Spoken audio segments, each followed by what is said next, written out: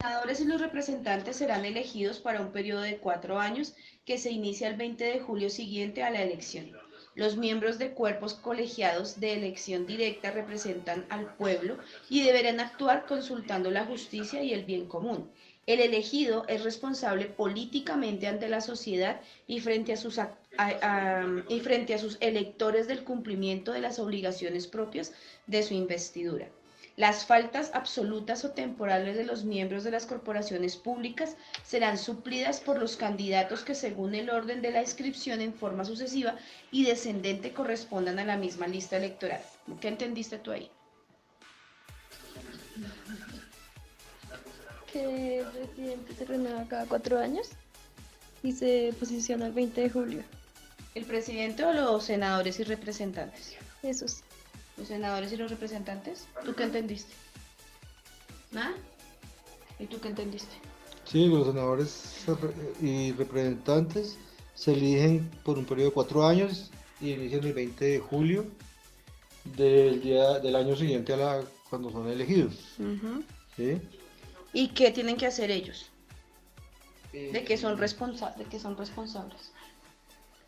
de las leyes del país, no, bueno, sí, de la pública, bueno, de verdad, tienen que ser responsables de todos nosotros, de la sociedad, de la, del país que los eligió, o los departamentos o las ciudades donde los eligieron.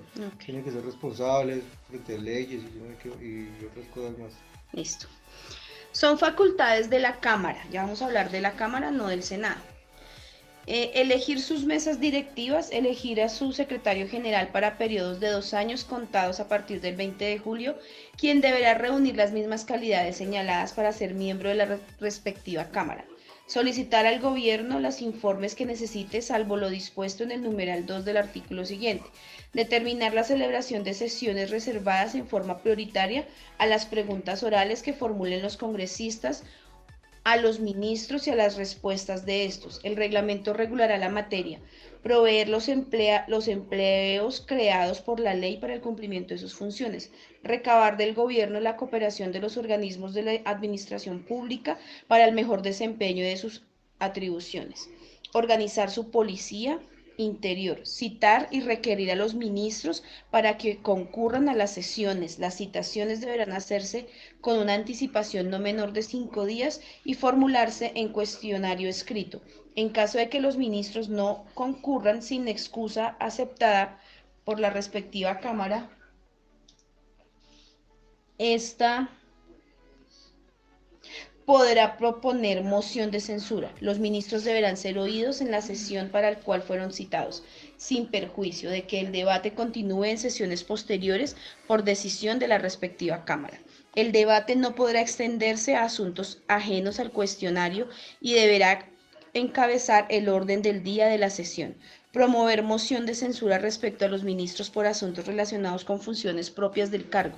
La moción de censura, si hubiera lugar a ella, deberá proponerla por lo menos la 10ª parte de los miembros que componen la respectiva Cámara.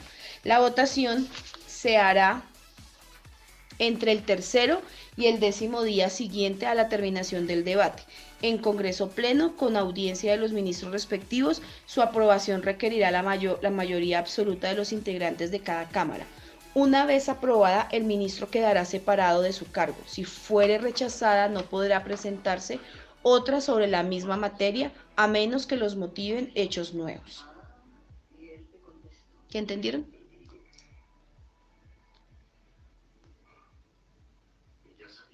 Que la Cámara tiene que ver como un orden para hacer las juntas y llamar a los ministros para poder hacer las votaciones. Okay. Que en la Cámara debe haber como las mismas calidades señaladas que, que tienen los representantes y los senadores. Okay.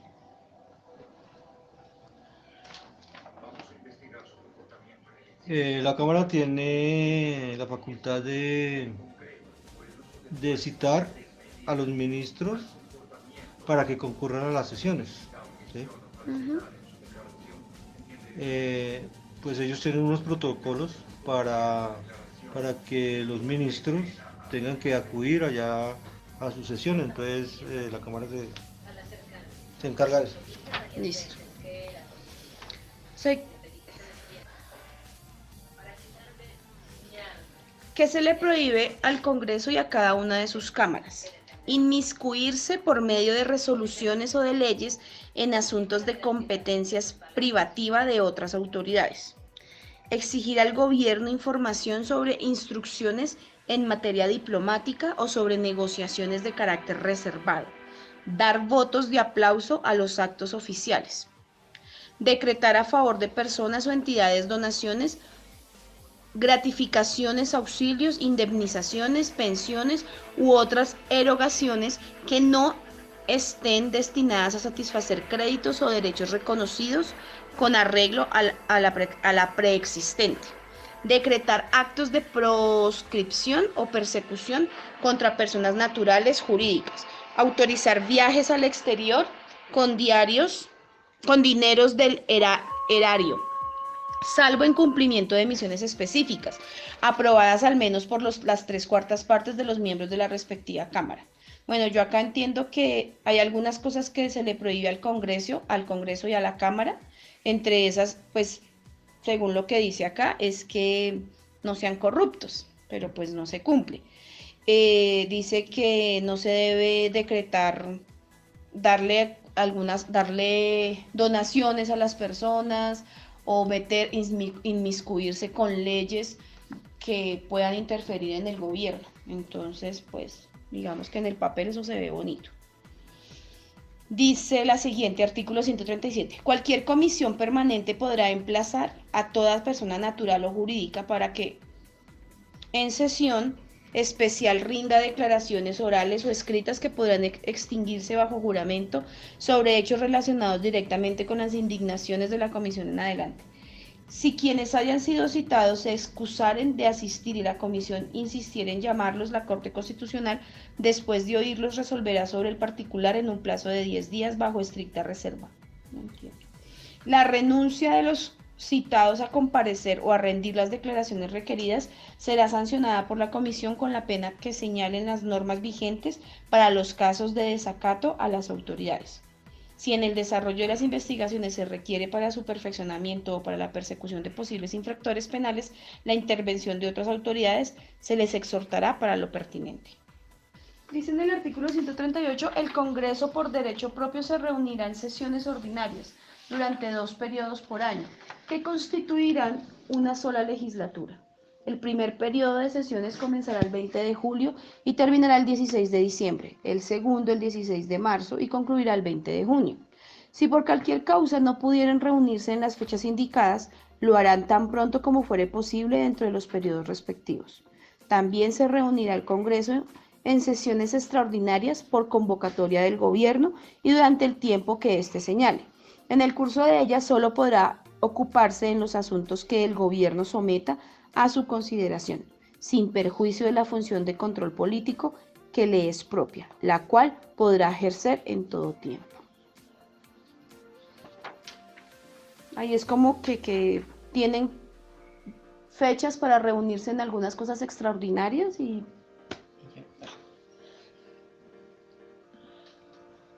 que el Congreso puede ser citado por el gobierno sin quitarle como el poder político al gobierno y lo que él quiere hablar. ¿Sí? Más o menos. Sigamos. 139. Las sesiones del Congreso serán instaladas y clausuradas conjunta y públicamente por el presidente de la República, sin que esta ceremonia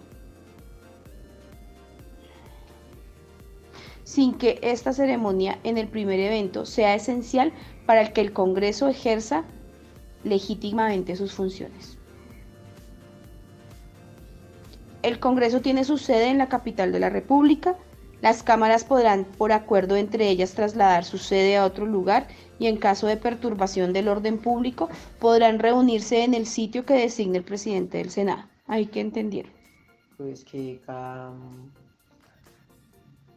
rama, por decirlo así, tiene su casa. Y si pasa Se algo sesiona en grave, Bogotá, pero si ellos quieren sesionar en otro lado, lo pueden hacer. Pero eso es para la Cámara. Para la Cámara. El Congreso sí tiene solamente su sede en la capital de la República.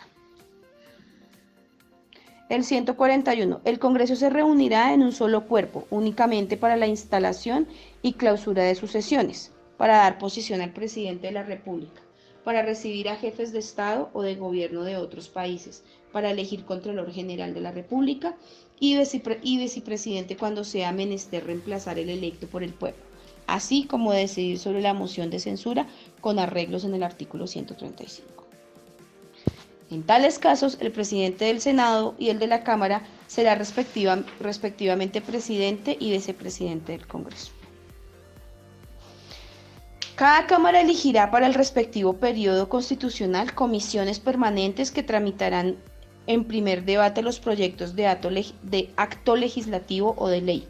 La ley determinará el número de comisiones permanentes y el de sus miembros, así como las materias de las que cada una deberá ocuparse. Cuando sesionen conjuntamente las comisiones constitucionales permanentes, el quórum decisorio será el que se requiera para cada una de las comisiones individualmente consideradas. El Senado de la República y la Cámara de Representantes podrán disponer que cualquiera de las comisiones permanentes sesione durante el receso con el fin de debatir los asuntos que hubieran quedado pendientes en el periodo anterior, de realizar los estudios de la corporación respectiva, que la corporación respectiva determine y de preparar los proyectos que las cámaras le encarguen. Las sesiones de las cámaras y de sus comisiones permanentes serán públicas en las limitaciones a que haya lugar conforme a su reglamento. El Congreso Pleno, las cámaras y sus comisiones no podrán abrir sesiones ni deliberar con menos de una cuarta parte de sus miembros. Las decisiones solo podrán tomarse con la asistencia de la mayoría de los integrantes de la respectiva corporación, salvo que la Constitución determine un quórum diferente. En el Congreso Pleno, en las cámaras y en sus comisiones permanentes, las decisiones se tomarán por la mayoría de los votos de los asistentes, salvo que la Constitución exija expresamente una mayoría especial. Las mesas directivas de la Cámara y de sus comisiones permanentes serán renovadas cada año para la legislatura que se indica el 20 de julio, y ninguno de sus miembros podrán ser reelegidos dentro del mismo cuatrenio constitucional. Las normas sobre quórum y mayorías decisorias regirán también para las demás corporaciones públicas de elección popular. Toda reunión de miembros del Congreso que, con el propósito de ejercer funciones propias de la rama legislativa del poder público, se efectúe fuera de las condiciones constitucionales, carecerá de validez. A los actos que realicen no podrá dárseles efecto alguno, y quienes participen en las deliberaciones serán sancionados conforme a las leyes.